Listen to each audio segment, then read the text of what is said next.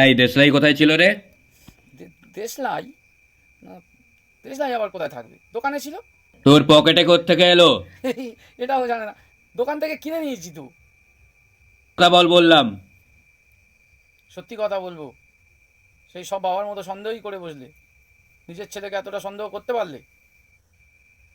তুমি জানো আমি দেশলাইটা কেন কি কিনেছিলাম? করছিলি দেশলাই নিয়ে বল।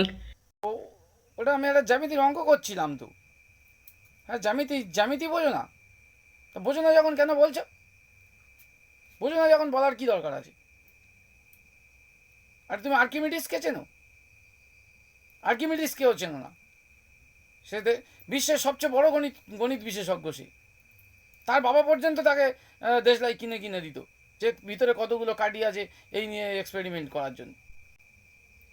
আমিও এক্সপেরিমেন্ট করছিলাম। কিসের এক্সপেরিমেন্ট? মাঝে মাঝে তো আর্কিমিডিসের বাবা তাকে বিড়ি সিগারেটও দিয়ে দিত। এটা আবার কবে হলো? না, ওটা মাঝে মাঝে দিত। আমি বড় হয়ে একটা গণিত বিশেষজ্ঞ হতে চাই, সেই জন্য এই দেশলাই কিনেছিলাম।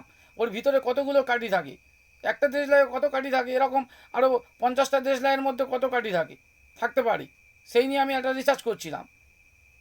তুমি আমাকে একটা গণিতজ্ঞও হতে দেবে না।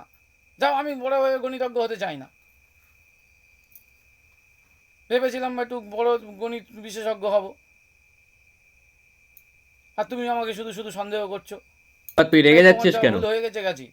এবারের মতো আমি ইয়ে করে নিচ্ছি, কিন্তু এরপরে আর তুই রেগে এরপরে যাচ্ছিস আর এত? কোনোদিন সন্দেহ করবে না। পকেটে যদি কোনো সময় বিড়ি বা সিগারেটের বাক্সও দেখো, তাও সন্দেহ করতে পারবে না। ভাববে যে রিসার্চ করছি।